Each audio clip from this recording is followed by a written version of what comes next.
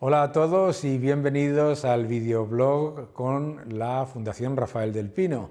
Soy Daniel Lacalle y es un gusto compartir con vosotros unos minutos para hablar de economía.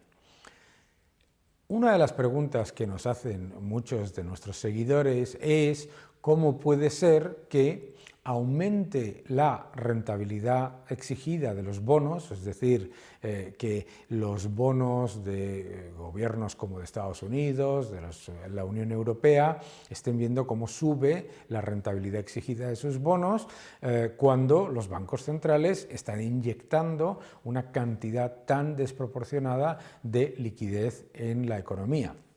La situación es la siguiente. El Banco Central, cuando hace lo que se llama expansión cuantitativa, ¿qué es lo que hace? El banco aumenta su balance para hacer una compra de deuda soberana. La deuda soberana para el Banco Central es un activo y, por lo tanto, lo que hace es comprar aquellos activos que son de la máxima calidad y de menor riesgo y los incluye dentro de su balance. ¿Qué es lo que consigue eso? Lo que consigue es que al desplazar del mercado los bonos soberanos, lo que los permite es que los bancos presten más a la economía real, presten más a los agentes privados, etcétera, etcétera.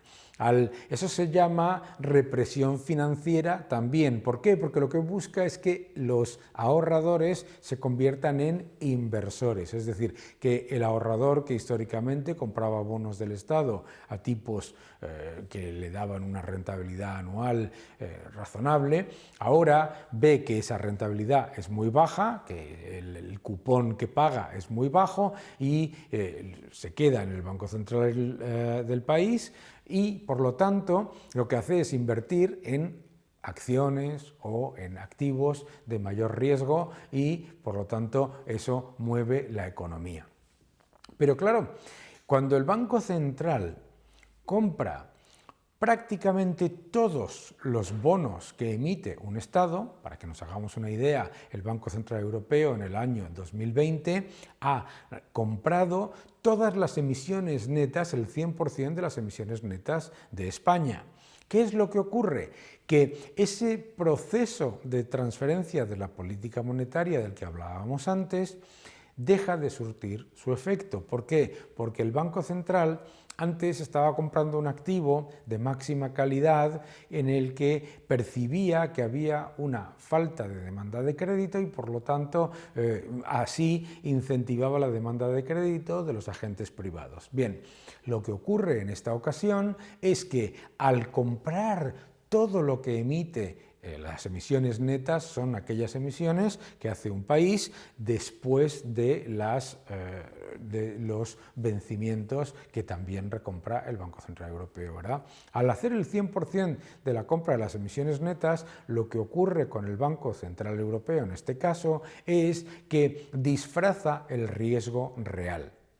Entonces, aunque siga recomprando esos bonos, la rentabilidad exigida de lo que se está cotizando, lo poco que cotiza en el mercado secundario, aumenta.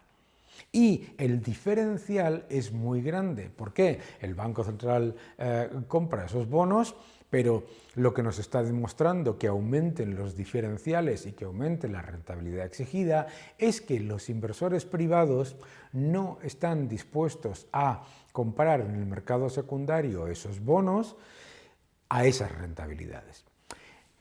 ¿Y por qué? Fundamentalmente porque la percepción de expectativas de inflación aumenta. Al aumentar la percepción de expectativas de inflación, los inversores ven que si compran un bono con una rentabilidad que es menor que la inflación estimada, entonces van a tener enormes pérdidas nominales y reales.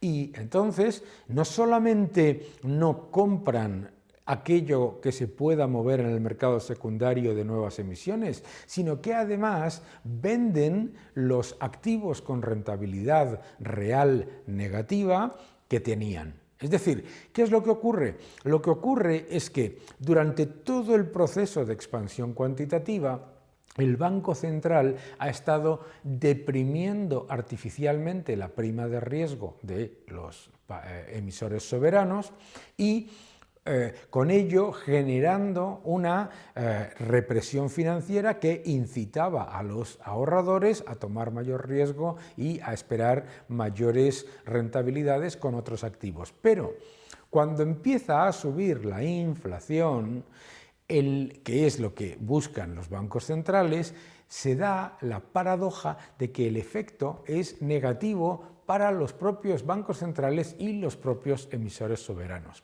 ¿Por qué? Porque la percepción de los inversores de esa diferencia entre la rentabilidad exigida de los bonos soberanos y la realidad es mucho mayor.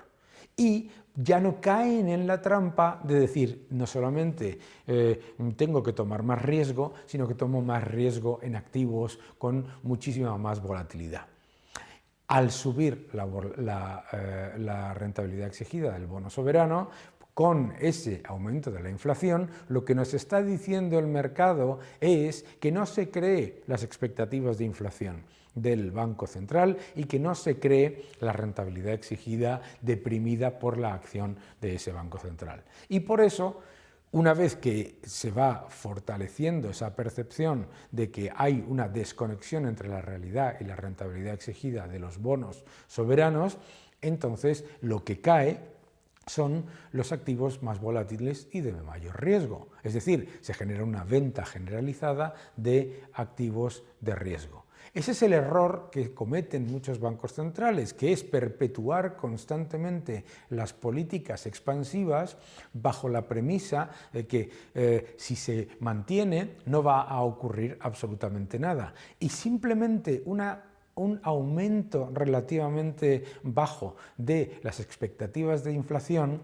puede romper ese frágil puzzle, esa dificilísima combinación de inyecciones de liquidez masivas y a la vez expectativas de inflación bajas, porque hay un punto en el que la impresión de dinero masiva empieza a generar aumento de la inflación. ¿Qué es lo que ocurre? Los que han invertido en la parte más agresiva del ciclo ven que pierden dinero real y nominal, y los que han invertido en la parte menos agresiva y más aparentemente segura del ciclo también. Por lo tanto, esa es la razón fundamental por la que los bancos centrales tienen que ser tan cautelosos con perpetuar constantemente las estimaciones de inyecciones de liquidez.